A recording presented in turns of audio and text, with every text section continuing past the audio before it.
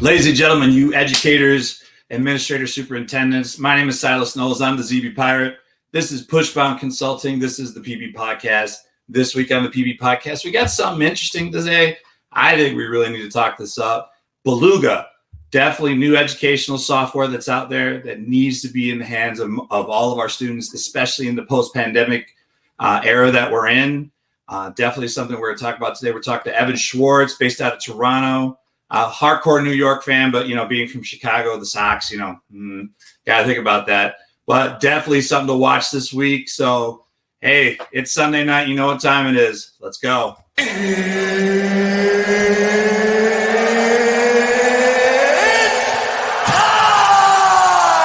We come to work when we don't feel like it, and we listen to policy that doesn't make sense, and we teach anyway. We teach anyway, because that's what we do. Teaching and learning should bring joy.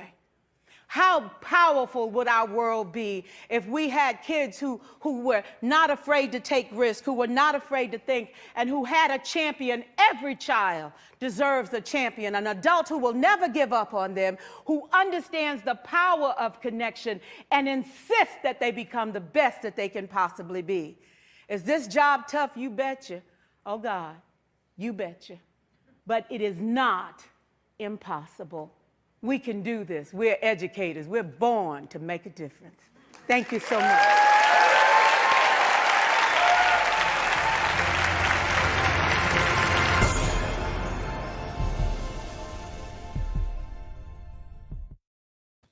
Guys, hi. Silas Knowles. We're definitely back into school. High school teacher, we've been back at it since August 9th. It is, what day is it again? August 26th.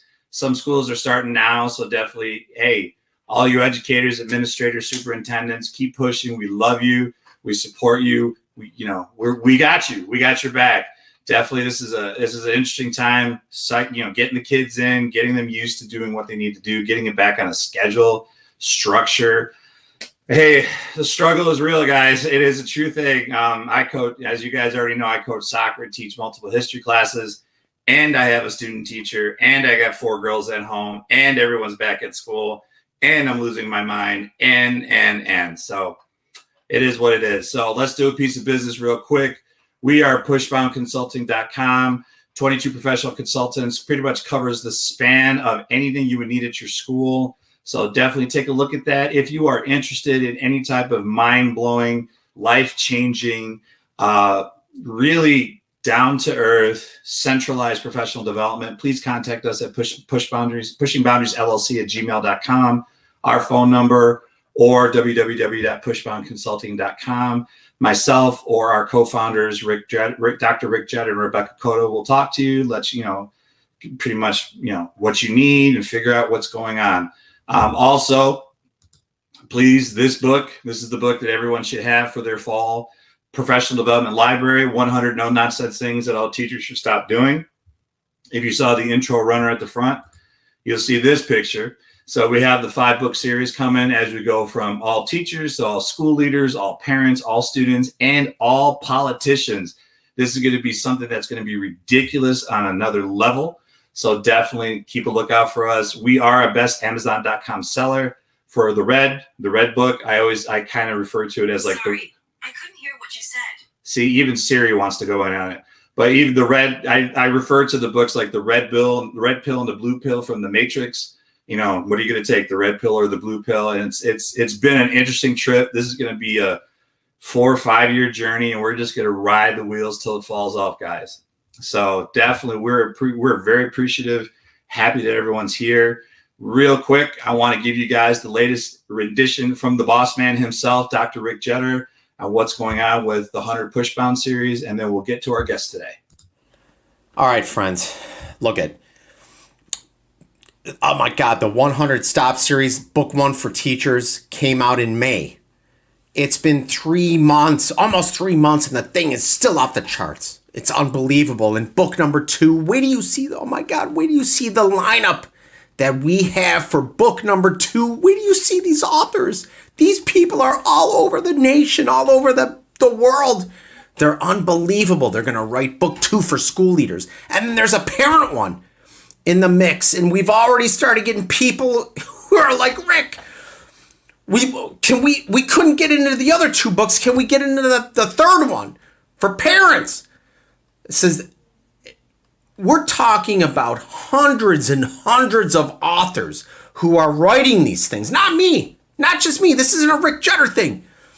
And wait till you see the series. It's crazy. But right now, look at book 1 for teachers. It's out. Grab it. It's super cool. Look at it. It's not a lot of money. We're using the royalties for the other books in the series. It's going to get everybody together on the same page.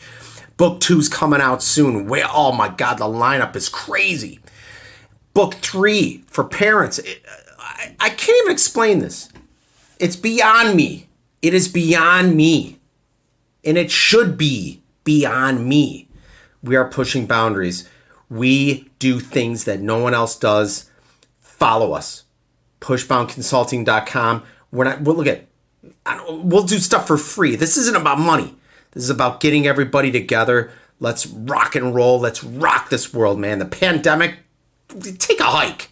We've got this. Rock on. I got to tell them to switch to decaf. I really do. I can't wait for video 3. Video 3, there's a number 1, number 2. If you're interested, please go back in our videos, maybe about 3 or 4. I show in video 1, this one tops it, and I'm sure the next one will top that. So let's get into this, guys. What is Beluga? Okay, Beluga is something that I got referred to by one of our collaborators, Christina McBurry. Love her to death. Christina, if you're watching, hey, miss you. Love to have you back on the show.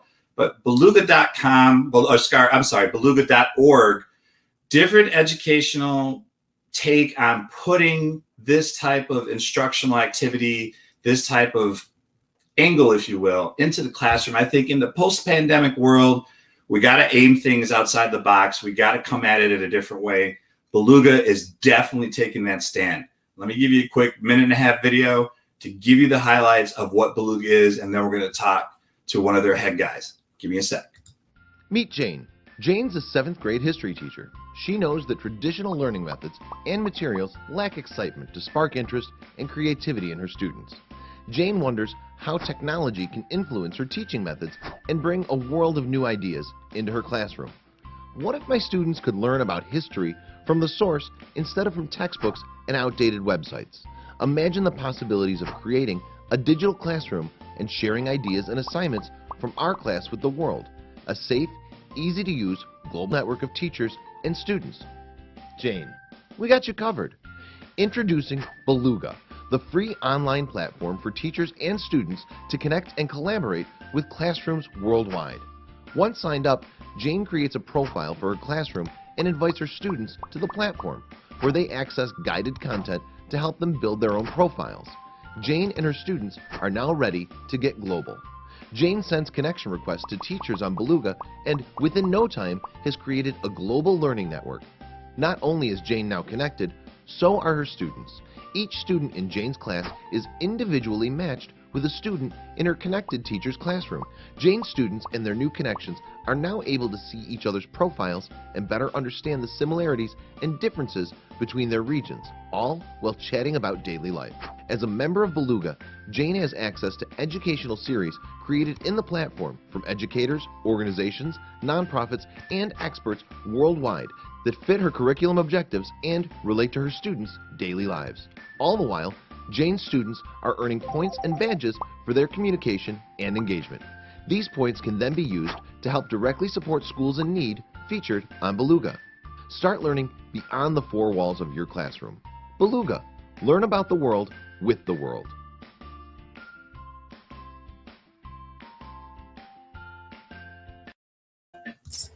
Welcome, Evin Schwarz, to the show. What's up, brother? How you doing? Thanks. Appreciate you having me here. And I'll tell you, that video is pre-pandemic, and I love how you just showed it because it brought back great memories, but it also feels like 8 years ago, right? So I know everyone's been down the rabbit hole and tired and dragged out, and appreciate the message. You know, you said that, hey, we're in it together, right? Like, we got you, because that's the conversations we're having every single day right now.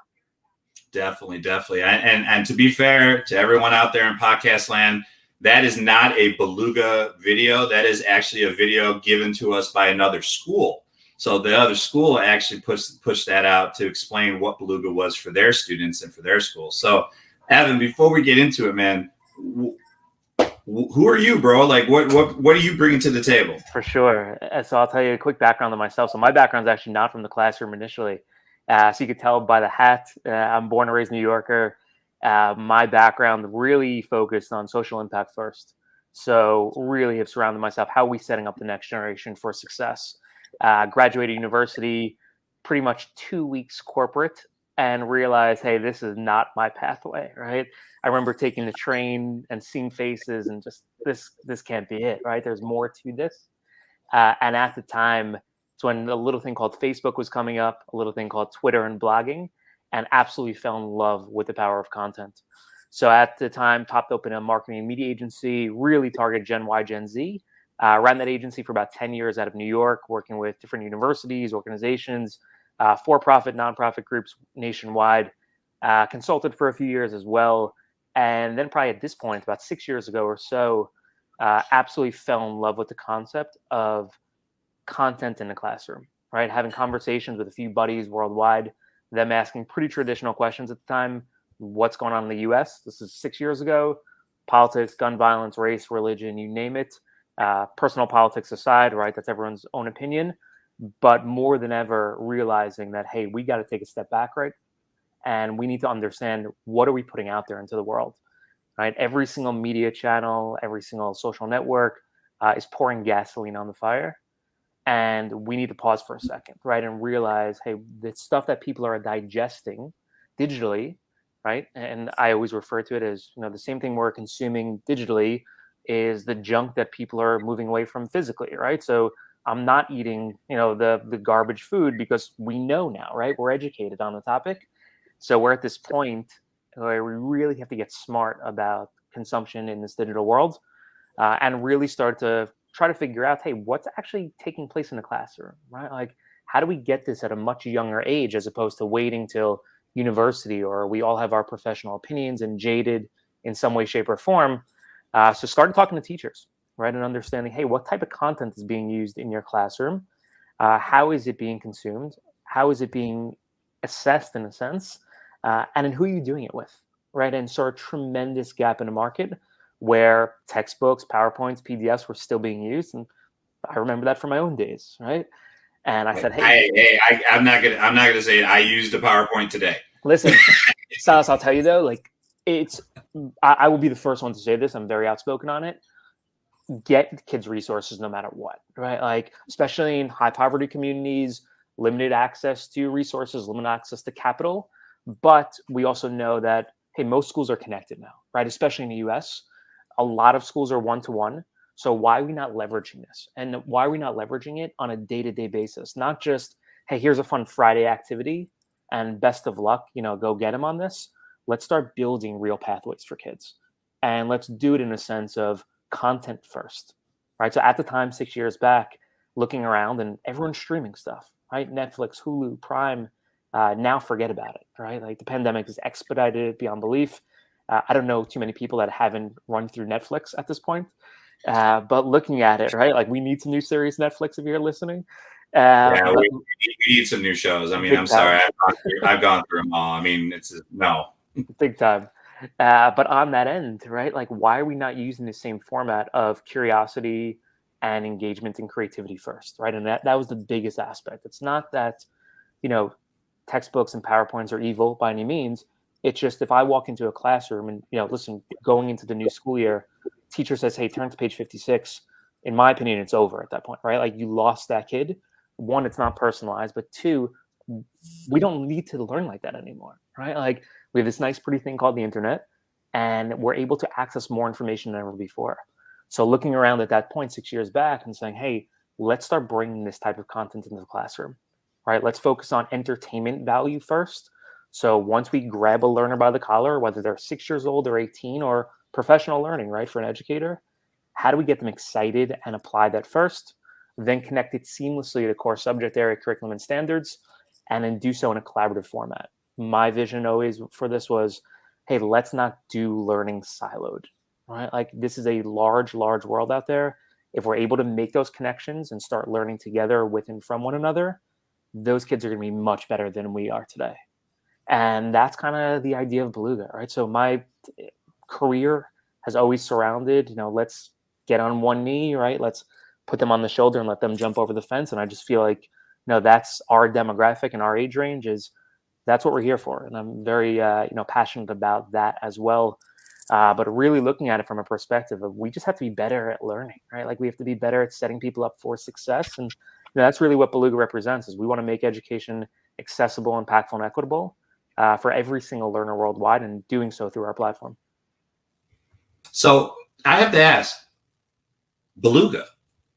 Why Beluga? Like why are we using the whale? I mean, peacefulness, sounds. For sure. I'll tell you, I wish there was some magical story where I fell in love with a beluga whale and it steered me through the ocean. That's what I'm saying. You whale sounds and you're like, bam, that's it. That's what you need to do. It wasn't that easy. And I'll tell you, at marketing and media background, I think naming a company is the hardest thing to possibly do. But looking at it, we want it to be cool and fun for 6-year-olds and 18-year-olds at the same time, which is really hard, which we said, all right, let's go to the animal range. We did a little bit of research, found out beluga whales are the most communicative species. They travel in pods, which reminded us of classrooms and kids. And then the ocean has no limitations, right? There's no barriers, which is, kind of our DNA as well. What if you can, like, if you were selling it to me, like if I'm the guy with the checkbook at a school, how would you explain to me what Beluga is? Like what is the main focus to sell to a school or to give that information of what exactly Beluga pushes to make it so different and so unique out there in education, for that we're desperately looking for new tech? Because nowadays, I mean, I know you're based out of Toronto, but I mean, in the US, the variants come and in Illinois, we just got this new mask mandate. So Monday we have to start wearing masks inside again. And it might go to no school closings, but you never know. And our school's planning some contingency plans. So how can Beluga, like, what is it? Like what can it do for me in my school? Yeah, for sure. Great question. And I'll tell you the question that I always get asked this question. The biggest thing I compare us to is a zebra in a field of horses, right? So like you get up close, it looks different, it sounds different. What is this thing, right? The main reason I say that is there's a ton of content providers in education, and then there's a ton of communication tools. We aim to bridge both there, right? So we are content and curriculum first. We work with about 350 global organizations like the United Nations, UNICEF, groups in Tanzania protecting elephants, mental health organizations, chocolate factories. I mean, you name it, right? And what we're able to do is present really rich streaming content, the same stuff you might find on Netflix, Hulu, and Prime.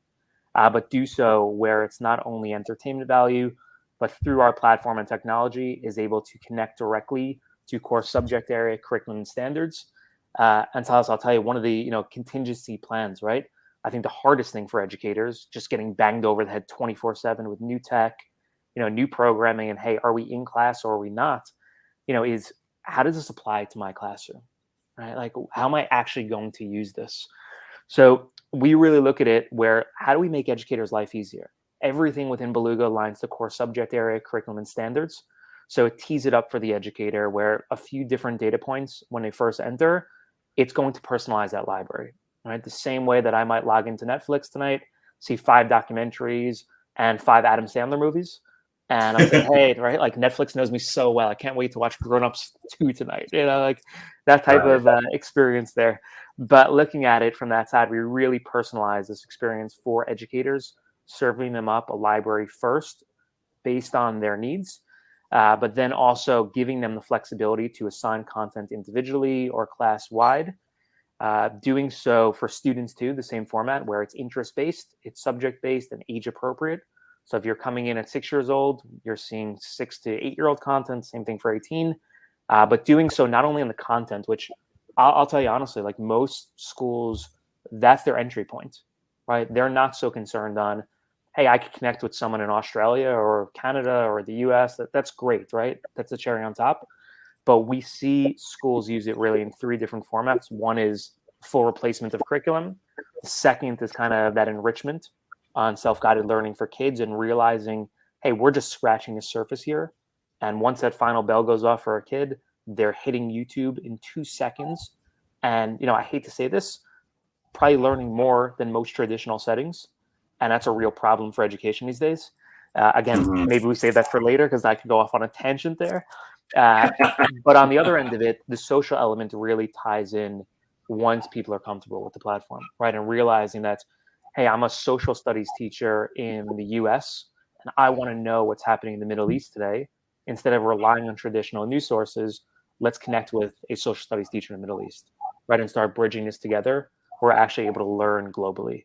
So Beluga in a nutshell, we are content meets community, where you're able to learn about the world with the world. Very cool. I mean, I think that's an awesome way to do it. It kind of takes step 2, 3, and 4 to bridge that gap. Like if you were going to Skype with another, I know there's like, you could Skype with another classroom or anything else. You kind of combine all that stuff in and make it your one-stop shop to actually connect with everyone and find out real time. Like the Middle East, we have so much news going on in Afghanistan and all the stuff that Biden's talking about and everything else. So when it comes to that, I mean, did you always envision Beluga to be this way, or are you looking to take it to another level to try and like aim at different avenues, like to expand the Beluga empire, if you will? Yeah, great question. So no, this is not, our growth has been completely organic. I mean, like, Okay. and I truly mean that to the fullest, not only our user base, but also just the evolution of the concept. So we actually started first more communication based, right? Where it was setting up 2 classrooms, kids build out full profiles on themselves and are able to get, in a sense, pen pals, right? Where they're able to communicate and then lead to content after that. We realized pretty quickly that we don't want to just be the one day tool, right? I think there's so many platforms that are, hey, this is great today, but what happens tomorrow? And not only tomorrow, what happens in a week from now? And what happens in a year from now? That's really where Beluga's been shaped, right? Where our content, especially at this point, I mean, we're 70,000 hours plus of education material in our platform. So we're getting pretty deep on that side. Like the Netflix model, I'm very outspoken on this too, with full Netflix envy on our side. We just love what those guys have done for consuming information. We believe we could do the exact same thing for education, right? Where we're looking at content depth and knowledge.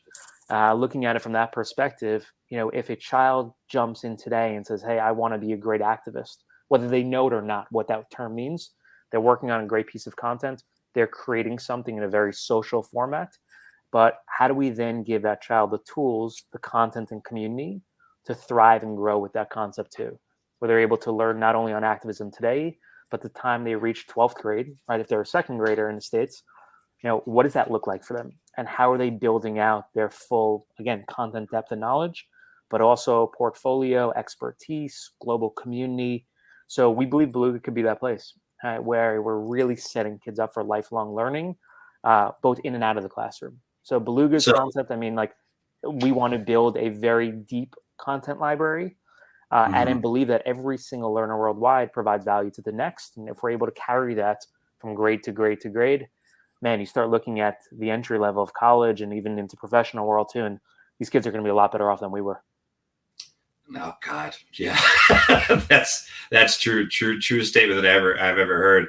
So just so I can get an understanding. So we're thinking like the Netflix of education that is ever growing, that will expand from like 6 years old to whenever to help people develop their lives. That's basically. Exactly it. You nailed it. And not only that, doing it social, right? So the Am I not on the marketing team? Damn it! I should be on the marketing team. You should. Listen, that 100th book. Once you know what's that, we'll have a conversation, right? But I mean, you're spot on, and that's really it. There's so much content online right now that I think one of the most underrated terms, honestly, in education is curated. Like, people aren't really looking at that in depth, but then doing so, how do we bring a community into this? And community not only for the traditional subject area and curriculum, but I mean, I don't know about you, but I hear the term SEL now more than ever. I wish districts were a little bit more proactive than reactive. Again, nice way to say it. But looking at it, we need to start having these conversations, right? Like, we need to surround people and not just put the pressure on 24/7 and realize, hey, like, we don't have to focus on our algebra finals today, right? Like, let's be a little loose here and let's learn about, a chocolate factory in Belgium, right? Or let's learn about the next robot that I would create. And I think on our side, where the real secret sauce is how we're positioning the content to seamlessly connect to those classroom subject checkboxes. So, I mean, we are community meets content, but for sure, it's like you said, right? It's creating better people. Yeah, and like you said before too, it's like when we were all in high school. I mean, you had said it yourself. Like someone said, open to page 56 and answer questions 1 through 10. 9 times out of 10, I don't know about you, but I was done. I was like, I don't want to be that teacher. And the reason why I became a teacher was to do the complete opposite of that, because I would want kids to come to my classroom. Now, I think I always ask this to people on the podcast, and I think it's interesting. I think you might have an interesting take on this question, because I have collaborators on here from the book. Sometimes I do not have collaborators on here from the book to get different perspectives on things and to highlight things that people are doing. But you have so much touch with so many teachers and such things that we're doing in education. If you were to write a chapter in our book, what would it be? What should teachers stop doing? Since you were talking about like the things that you wish would happen. Like if we gave you the pen and we said, look, you write a chapter, what would it be? I love that question. Honestly, it would be letting go of the reins. And I know that that's a really hard thing, right? It's a hard thing for anyone. I don't care what industry you're in, but as educators, right? And our network spans 100 plus countries. So conversations like this is the best part of my job, right? Like I really get to understand what's happening in the trenches, letting go of the reins and understanding we don't have to be the experts on everything. And that's okay. I don't care how old your students are. They're going to be experts on something that we're not.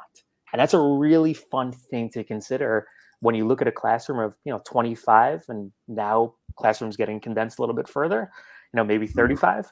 Again, another conversation. But looking at it in that sense, letting go of the reins and understanding the teacher's job is these days, especially, and I'm a firm believer in this, it's not to know everything. It's not to stand and dictate and sage on a stage type of mentality. It's how we guiding and inspiring our kids. And if we're able to do that every single day, again, I know the check boxes are there, right? There's mandates every single day from the districts, and it's a complete overhaul of the system, right? There's no doubt about it. But if you're able to let go of the reins a little bit and understand, hey, how do we give kids more freedom to self-guide their learning, because they are pros lapping us every single day on technology, right? Their world. I saw something today that a 12-year-old is about to make $400K this year creating NFTs. And so like, let's start discussing. What the hell am I doing? What the hell am I doing with my life? well, no, but like realistically, like why we all got into this, and same way, right? Like I don't come from the traditional education background, but looking at it in that sense, I got into this for that reason, right? Like my background in schools, head in the clouds 24/7. Right? It just never applied to me. I love the social side of schools, fantastic.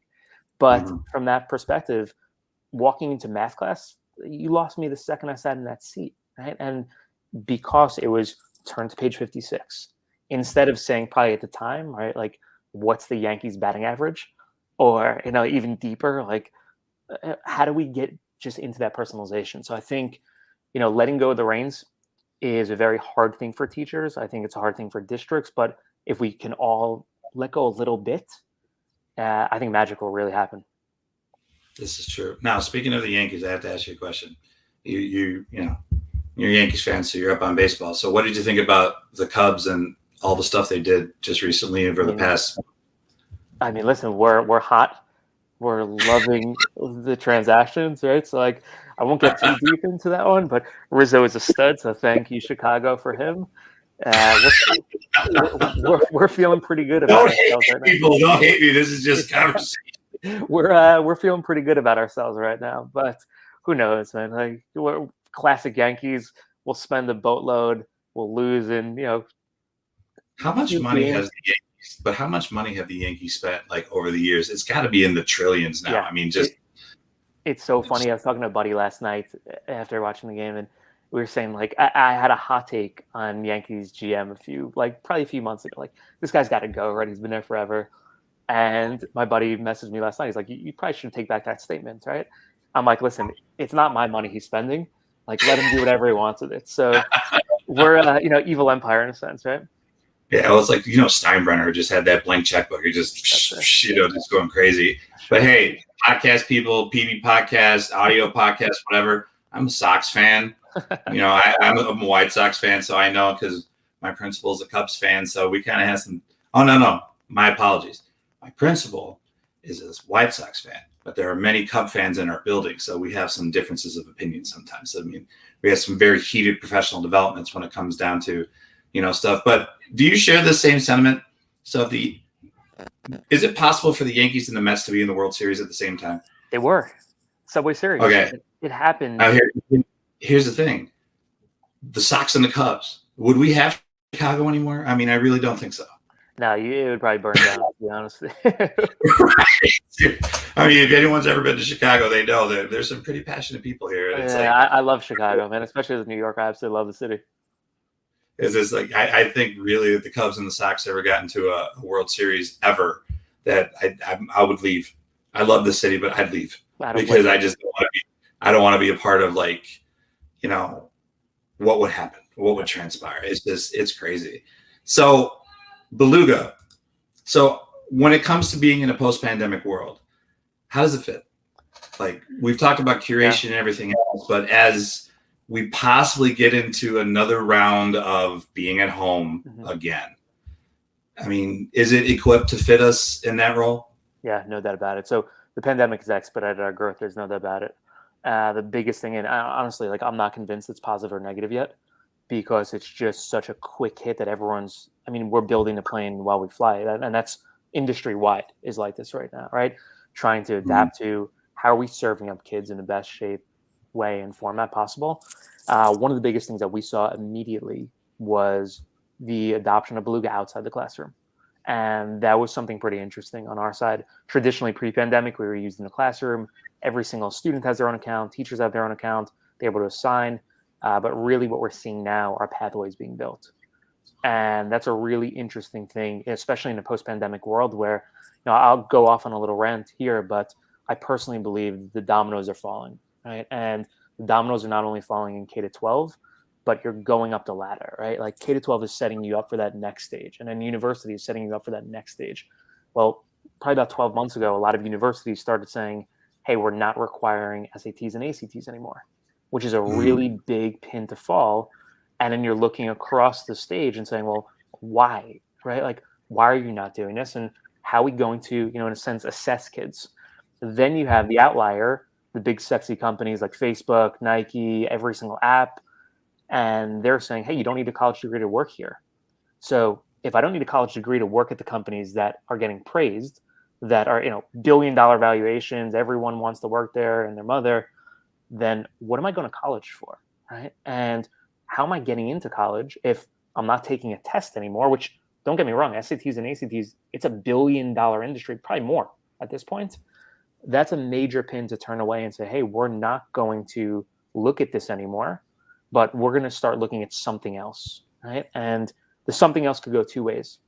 The two ways could be every single university creates their own test, which at that point, it's over, right? The equity gap just got blown out to the nth degree, and it's just a horrendous broken system, even more so than it is now. Or the universities that are outliers and early adopters will say, hey, we are looking at content depth and knowledge. And I've mentioned that a few times because I'm just a firm believer in that. So you apply to, a school like, let's say, I don't know, USC, right, for instance. And instead of showing an SAT or ACT, I'm saying, I'm going to show my film from 12th grade, right? My capstone project. I'm a kid in Minnesota. I'm going to show Black Lives Matter on the front line, right? And what happened that year. Instead of just showing that one case, show me what you did, not only in 12th grade, but how do you get passionate about this, right? How do you learn how to edit? How do you learn how to film? How do you learn how to tell a story? Why are you interested in equal rights? That's really an interesting spot. And the rant on, the stages here, if we're looking at it from that perspective where, we're saying content depth and knowledge, and we're tracking, in a sense, what an individual is consuming, but also awarding and accrediting it, then you start looking at K-12 as a much bigger, I don't want to say recruitment opportunity, but we're really able to set up kids at a much younger age without taking on a tremendous burden, both financially and mentally, where we could start serving people up those skill sets that they need instead of maybe some extracurriculars that they probably don't need as they get older into middle and high school at a much younger age, and start aligning that to real career pathways. And I think you're seeing that now, right? Like just with the rise of not only, the MOOCs and the modules, we're done with that, right? But the certificates, the badges, the micro-credential world, that's the world we're living in now. The problem is there's no real accreditation for it. And everyone and their mother has a micro-credential now, right? So the problem is I don't know who's giving this to me. And if I put it on a traditional resume, it's nice to look at, but it doesn't really mean anything. So if we really start linking back now to K-12 and saying, hey, I could understand where this micro-credential came from. I could see the content, and I not only see the content, but provide John Smith the pathway 5 steps more to become the next great astronaut or artist or NFT creator, right? That's a really powerful thing. So I think this post-pandemic world, we're getting started. I actually don't think the show has even really begun yet. I think the next 5 to 10 years in education is going to be drastically different, which excites us on our side, right? Like this is why we're doing this, is to not just be used, on a Friday afternoon and, hey, school district XYZ, take this on and, best of luck to you with our technology, right? Like this thing could really have some staying power, and understanding that, again, every single piece of content is beneficial, but every single learner is beneficial as well to the entire ecosystem. Well said, man. Well said. So social media, where are you at? Social media positives and negatives? No, just you personally. Me? No, like where can they find, where people can me find personally, where you can find me. It's great. Yeah. So I pretty much live on Twitter. I'm at Evin Schwarz. You do? Yeah, that's my platform, especially for education.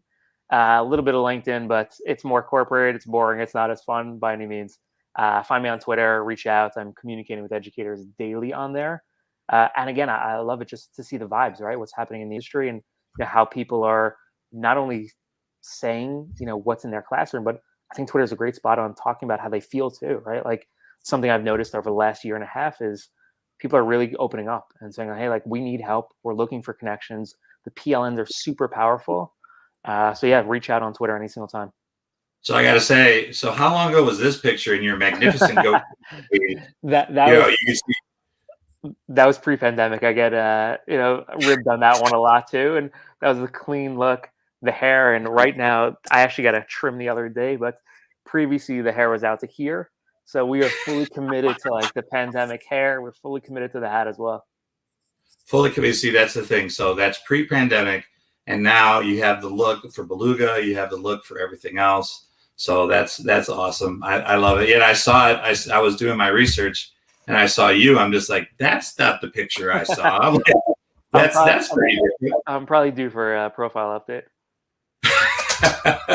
It's like Silas Knowles has me for a profile update. Jeez. So definitely, you know what, Evan, thank you so much for coming on. I think definitely Beluga is something that everyone needs to be looking out for.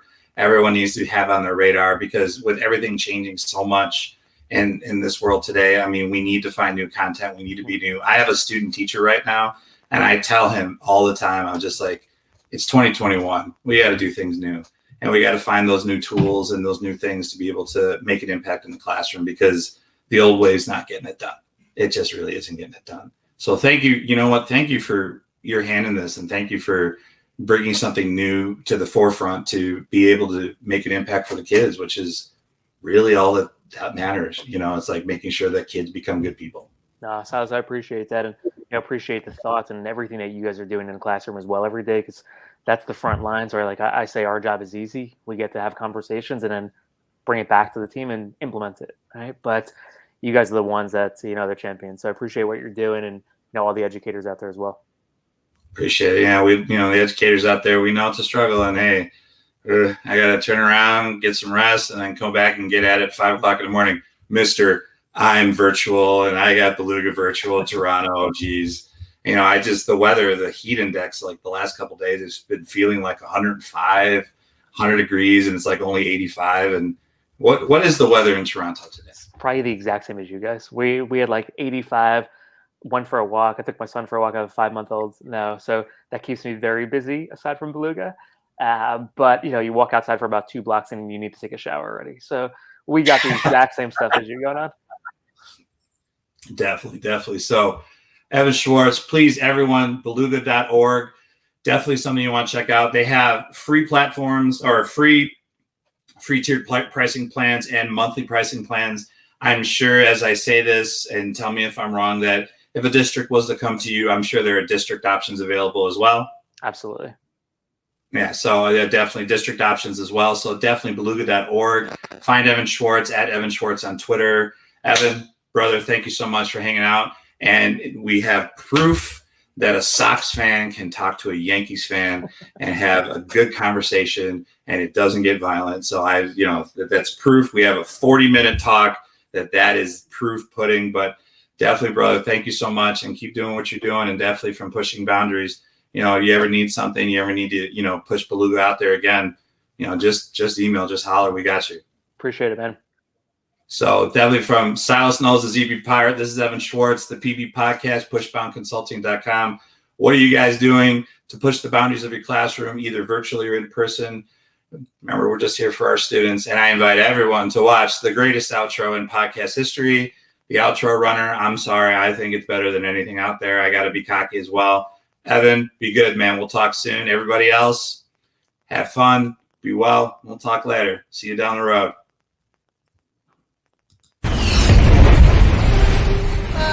Is anyone else seeing this?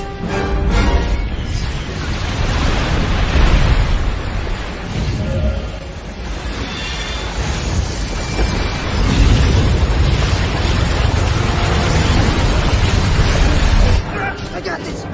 Oh, I got this. Okay, I don't got this. Help! Somebody help! Hey, Queen.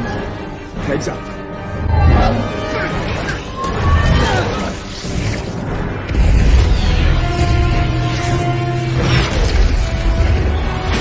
Hang on, I got you, kid. Hey, nice to meet you. Oh my God!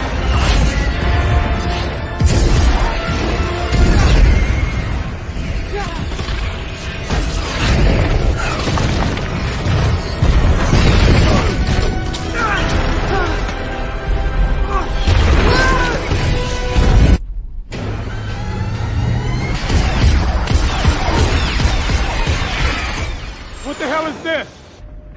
Friday, what are they firing at? Something just entered the upper atmosphere.